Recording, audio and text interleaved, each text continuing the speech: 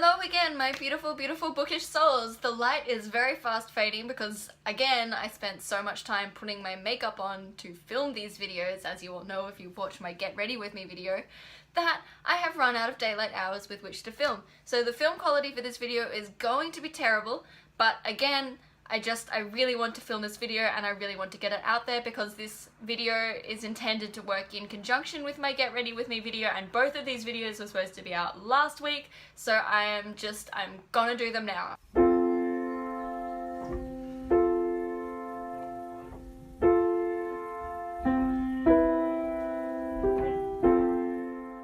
As you'll be able to tell from the thumbnail and from the description below, this is a tag video. This is the not anything but books, I've already done that tag. This is the Sisterhood of the World tag, and I was tagged by Shanezi at Nezzle. I'm really excited to do this tag. I have seen people do this tag for a while now, and I just think it is the most wonderful idea. So the idea behind this tag is that I'm going to answer 10 questions that Shanezi asked me, and then when I tag people at the end of this video, I will write my own 10 questions which will be then passed on to those 10 people. So no two tag videos will ever be the same because every time that someone tags someone else, they're asking 10 entirely new questions. Anyway, because the light has actually already faded and now I'm just using the artificial light and it's terrible and the video quality is going to be really bad, I'm just going to jump right on into the questions. Question number 1 is, what is your favorite thing about reading? You're enjoying yourself and you're relaxing and you're reading stories that really enjoy you, and often that really enjoy you. Whoops. That really you enjoy. Nope. That you really enjoy. You're reading stories that you really enjoy, and often you will end up finishing a book having learnt things without even realizing it. So it's like the cheats way of learning, and let's face it, who doesn't love being able to gain things without having to put any effort in? Question number 2 is, if you could trade places with one book character, who would it be and why? Calvin from the Tramaris series, which basically no one has ever heard of, so I'll describe her quickly for you. Calvin is the main character in a trilogy called the Tramaris trilogy or something like that, can't remember exactly what it's called, and she has the magic power, or she lives in a world where people's magic powers are brought about by singing. So there's like 7 different cultures, I think, or 9 different cultures, or however many different cultures, and all of these different cultures have different kinds of music and different kinds of songs, and those particular songs bring about different kinds of powers. So there'll be like the power of ice and the power of fire and the power of wind, and they're brought about by different kinds of singing. So I would 110% trade places with her because I'm a singer and I want to be magical. So yes. Question number 3. We're only up to question number 3. Oh my god, I'm talking so fast and I'm still not getting through all the questions. Question number 3 is, what is your favourite genre to read and what do you think that says about you? I will name one, and that is magical realism, because I know that I've talked about that as a new favourite of mine. I don't really know how to answer the second part of the question, but I will say that one of the reasons why I do like magical realism is because of the questions that it raises about cultural awareness and the way that we define cultures that are different to ours, because quite often what magical realism does is describe something that comes across as phenomenal to you in a way that is entirely mundane. So it kind of raises that question of viewpoints and the fact that your viewpoint on the world is not the only viewpoint on the world. I don't know what that says about me as a person, draw into that what you will, but that is why I like magical realism, and that's the only way I know how to answer that question. Question number 4. If your house was on fire and you could only save 3 books, which 3 books would you choose and why? The first one is actually a special edition, and it is a Folio Society edition of the autobiography of Oscar Wilde, who was one of my favourite authors, one of the first authors that I grew really passionate about, and was a gift to me for my 21st birthday from my family. So this is a special edition with a special story behind it that would in some sense be irreplaceable to me. Second book is Homegoing, and because obviously of the fact that this has a very in-depth personal journey with me now in my note-taking on this, and the reactions that I had to this book when I was reading it that I have recorded within the pages of this book that I will never get back, even if I do buy another copy, because it won't be my original reaction, which is now recorded in this book. So that's book number 2. And book number 3 is Jane Eyre, which is a really crappy old vintage copy of it, but I will never ever get another copy of Jane Eyre, because this is the book that, again, I wrote all of my original notes and thoughts and reactions to, which I will never get back no matter how many times I reread it, because all of those are rereadings and not that initial thought and reaction to Jane Eyre. Question number whatever the hell is next is share 3 unique things about you that we probably don't already know. Thing number 1, which if you follow me on Instagram you will already know, but most of you don't, which by the way, shame on you, you should be, is I taught myself how to write in Elvish when I was in primary school, and I stopped when I reached high school because I thought that was totally nerdy, and I was like, this is not cool, I do not want to be this person. But yeah. Thing number 2, I lived in India for half a year as a volunteer primary school teacher.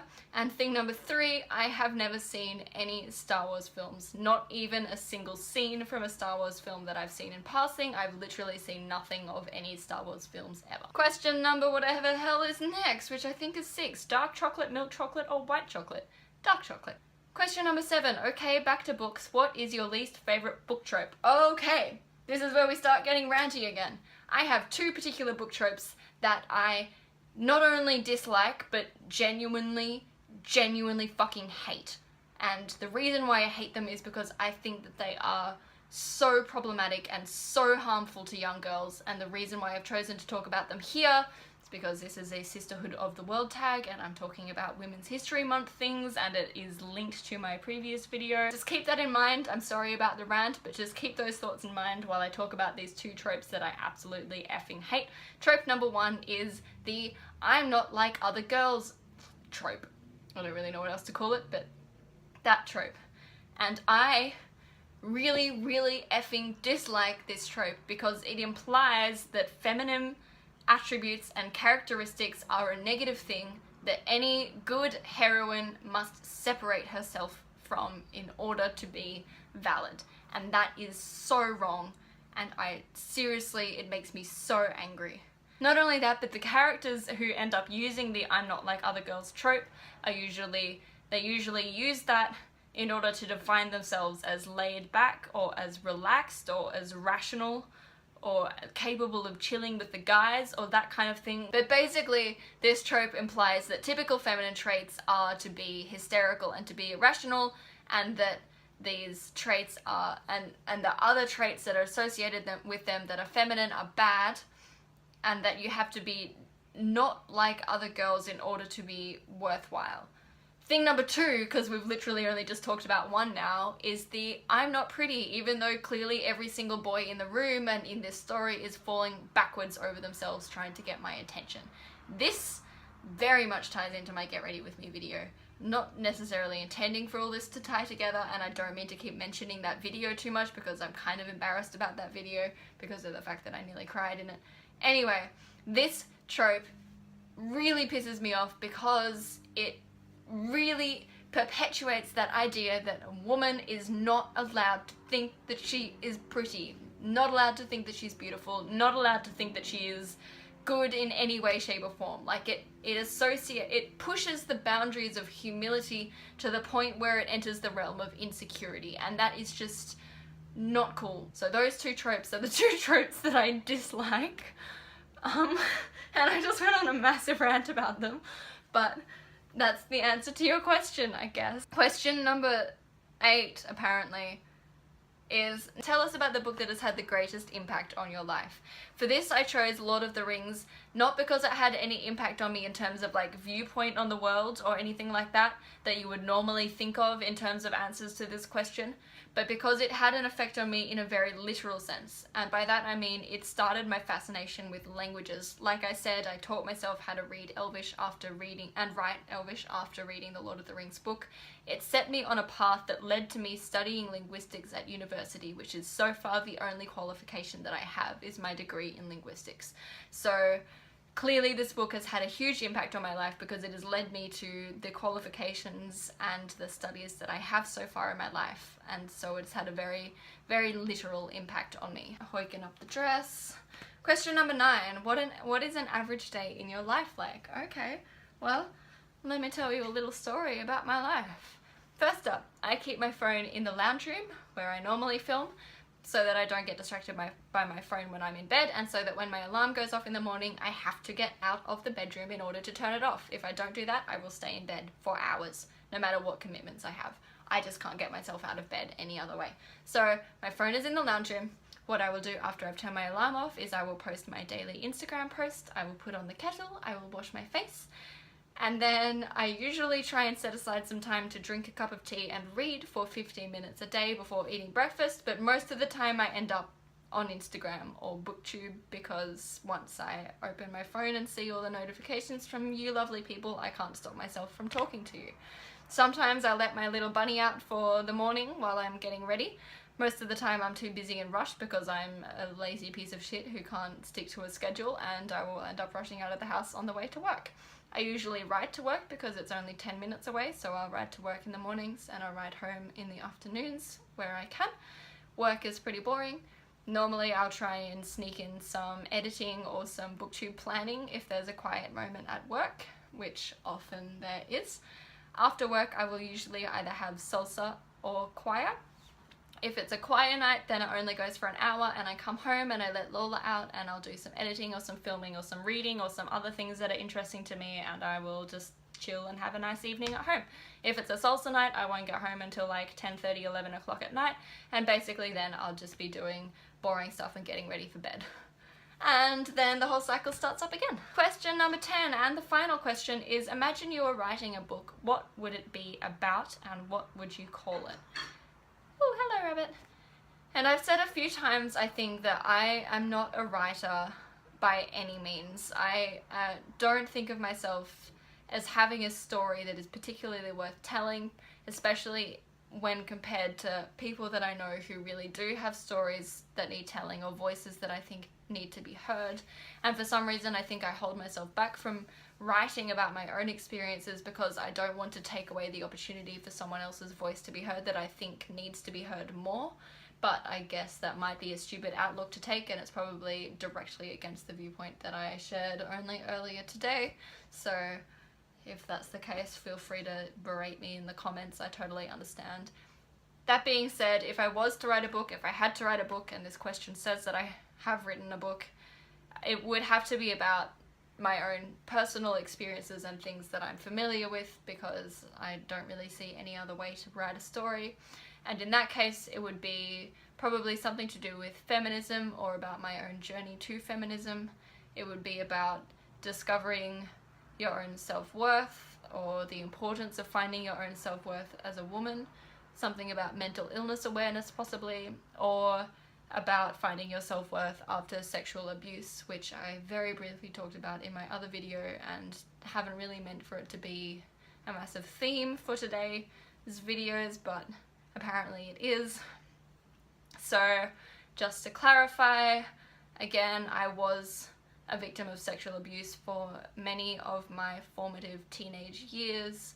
Nothing serious or major again, and it's nothing that I particularly want to become a prominent part of my booktube channel, because it is not a prominent part of my life or my identity now. I think I said that before as well, but it bears mentioning because if I were to write a book, it would probably be about something to do with that, and hopefully, preferably something that would send a message out to other people who may have had the same experience about how to journey through that and find your worth again as a human being, and go beyond that even, and find your pride again as a human being after an experience like that.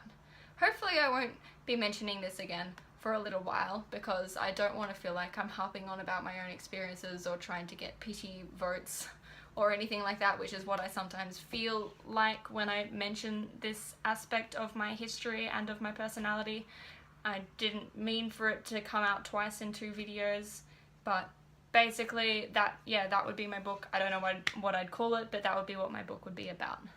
Anyway, this was the Sisterhood of the World tag, as tagged by Shanezi. Shanezi, thank you so much for these wonderful questions. They were absolutely a pleasure to answer. I had so much fun thinking about these questions and how to answer them. I also had so much fun writing my own questions for the people that I am about to tag. Honestly, I'm kind of a little bit jealous that I don't get to answer these questions myself, because I don't know, I really like these questions, but I think it would be too self-indulgent for me to answer these questions myself.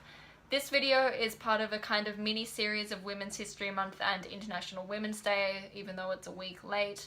But because of that, the theme of my questions is again about self-confidence, self-worth in women, and about lifting each other up as women, as a community of women. So these questions are very much about sort of, you know, girl power, just as a little heads up. And because of that, I am basically tagging everyone that I know who is a female booktuber. So I'm not going to name them all here, I'm going to list them all below.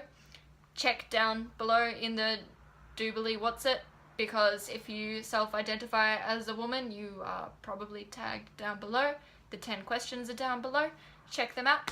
If you have not been tagged in this video because I, for some reason, haven't got to know you as a booktuber yet, let me know first, because just tell me off for not having found out who you are yet, and tell me to be your friend, because I'm sure I will be, and then do this tag video, because I want everyone to do this tag video. And everyone, please, please, please, if you do this tag video, which you should be doing, link it down below so that I can find it, because I do not for even 1 second want to risk missing one of these videos if you make this video answering these questions. So link it down below and let me know. If you don't feel like making a video answering the questions, feel free to just answer them in the comments down below. I'm okay with that too. Really, I just want to make sure that these questions are getting answered and brought out, because I think that they are important questions for raising self-worth in women, which is my main aim here for some reason in this video and the previous video. I don't really know why I've suddenly gone on this rant about making sure that women feel good about themselves, but apparently I have. Don't forget, if you have done this tag before and you've been tagged again by me right now, questions are different every single time, so that's not an excuse to not do this tag. Please do this tag anyway, because these questions will be different to the last time that you did this tag, and this tag is so wonderful that it should never ever die, so just keep spreading that love. I will see you very shortly in another video, and until then, stay classic.